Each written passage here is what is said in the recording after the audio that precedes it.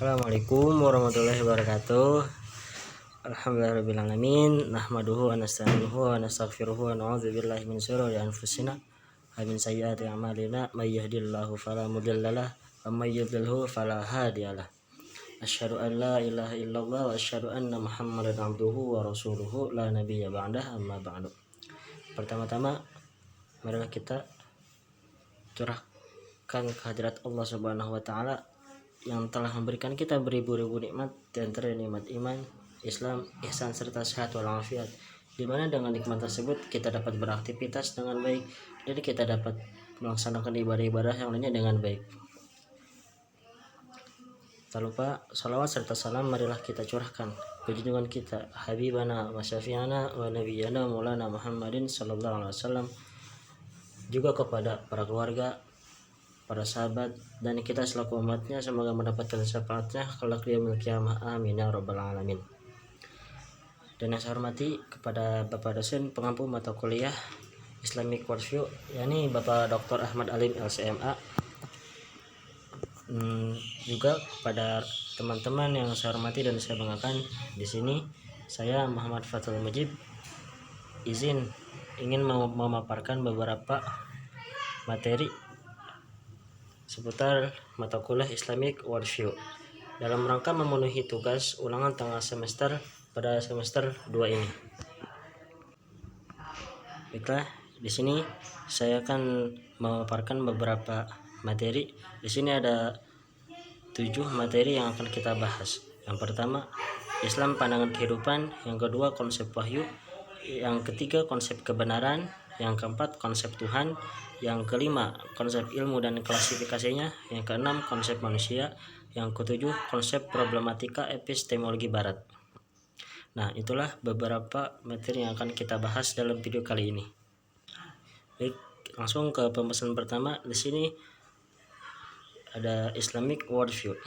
Islamic Worldview ialah sebagai landasan Islam, sebagai pandangan hidup kita. Islam itu sebagai manhajul hayah atau pandangan hidup kita. Dan Islam telah disebutkan dalam salah satu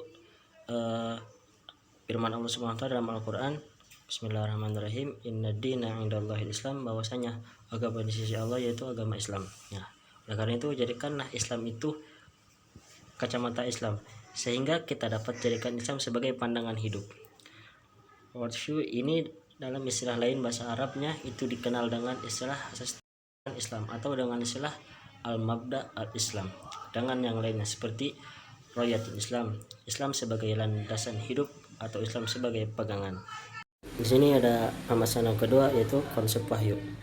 Pengertian wahyu. Wahyu merupakan kebenaran yang langsung disampaikan oleh Allah Subhanahu wa taala kepada para nabinya melalui perantara malaikat Jibril untuk disampaikan kepada para umatnya.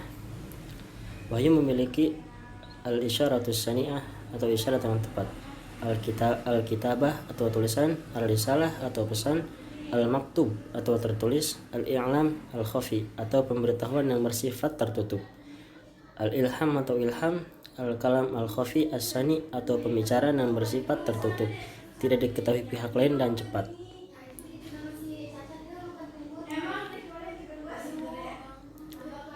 Baik, pembahasan selanjutnya yaitu konsep kebenaran. Hakikat dari realitas dan kebenaran harus dipahami dari dua sisi arah yang saling berintegrasi selamanya, yaitu dari sisi keimanan dan sisi kehidupan. Juga dengan realitas kebenaran yang memiliki dua sisi, yaitu sebagai konsep dan sebagai realitas. Konsep Islam yaitu yang pertama iman atau rukun iman. Rukun iman yaitu pilar-pilar keimanan dalam Islam yang harus dimiliki seorang muslim. Jumlahnya ada 6. 6 rukun iman ini didasarkan dari ayat-ayat Al-Quran dan hadis yang terdapat dalam kitab Sahih Bukhari dan Sahih Muslim yang diriwayatkan dari Umar bin Khattab. Yang kedua yaitu Islam, yakni rukun Islam. Rukun Islam adalah 5 tindakan dasar dalam Islam yang menjadi syarat untuk menjadi muslim yang sempurna. Kelima tindakan ini ialah mengucapkan 2 kalimat syahadat, melaksanakan sholat, membayar zakat, melaksanakan puasa pada bulan Ramadan, dan menunaikan haji bagi yang mampu. Kesemua rukun-rukun itu terdapat pada hadis Jibril. Dan yang ketiga yaitu ihsan atau akhlak. Ihsan adalah merupakan perbuatan seseorang dalam melakukan perbuatan yang ma'ruf dan menahan diri dari dosa, termasuk juga mendermakan kebaikan kepada hamba Allah yang lainnya, baik melalui hartanya, kehormatannya, ilmunya, maupun raganya. Pembahasan selanjutnya yaitu konsep Tuhan. Konsep Tuhan di dalam agama Islam yaitu Allah Subhanahu wa taala disembah dan diibadahi oleh makhluknya. Tidak ada bandingan dan sekutu baginya. Dialah Allah yang dijadikan sebagai tempat bergantung. Dialah Allah tidak beranak dan diperanakan. Seperti yang tertera dalam Al-Quran, terdapat dalam surah Al-Ikhlas, Bismillahirrahmanirrahim, Qul huwallahu ahad, Allahus samad, lam yalid wa lam yulad wa lam yakul lahu kufuwan ahad.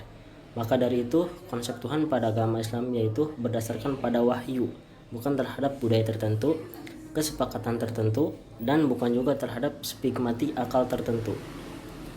Pembahasan selanjutnya yaitu konsep ilmu dan klarifikasinya. Ilmu identik dengan Al-Quran, identik dengan sunnah dan hadis dan ma'rifah. Ilmu memiliki cirinya sendiri dan memiliki keutamaan. Ilmu muncul sebanyak 750 kali dalam ayat Al-Quran. Ilmu dapat perspektif view adalah segala sesuatu yang berdasarkan dalil, yang menginformasikan wahyu adalah ilmu. Penelitian yang akurat juga disebut ilmu, misalnya penelitian yang empiris. Nah, antara ilmu itu harus dibarengi dengan adab, karena ada suatu syair atau suatu hadis mengatakan al-adabu fawqal ilmi, adab itu di atas ilmu. Nah, oleh karena itu kita lebih diutamakan beradab terlebih dahulu dibanding berilmu. Selanjutnya itu konsep manusia. Jiwa manusia terdiri dari 3 unsur, yaitu akal, syahwat, dan emosi. Dan manusia disebutkan dalam Al-Quran itu memiliki 3 jenis nama panggilan, yaitu ada An-Nas, ada Al-Insan, dan Bashar.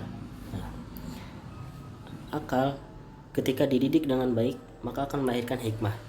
Emosi ketika dididik dengan baik maka akan melahirkan kebenaran. Syahwat ketika dididik dengan baik maka akan melahirkan kesucian diri. Apabila yang terjadi sebaliknya maka akan menghancurkan dirinya sendiri. Sama halnya dengan kalau misalkan kita sudah memiliki anak, apabila anak itu kita didik dari kecilnya dengan baik, maka ketika dia sudah besar maka akan menjadi orang yang baik pula. Semuanya tergantung didikan. Oleh karena itu peran pendidikan itu sangat penting. Nah, selanjutnya itu ada problematika epistemologi barat. Yaitu yang pertama, peradaban barat, yaitu sebuah peradaban yang dibangun dari nilai-nilai sekularisme dan liberalisme. Sekularisme adalah sebuah ideologi yang menyatakan bahwa sebuah institusi atau badan negara harus berdiri terpisah dari agama atau kepercayaan. Dalam percakapan di ranah ilmu sosial sering sekali muncul topik mengenai sekularisme, terutama pada saat memperbincangkan topik politik dan juga agama. Liberalisme adalah ideologi, pandangan filsafat dan tradisi politik yang didasarkan pada pemahaman bahwa kebebasan dan persamaan hak adalah nilai yang utama. Paham liberalisme mulai berkembang pada abad ke-18 dan 19 di Perancis dan Inggris.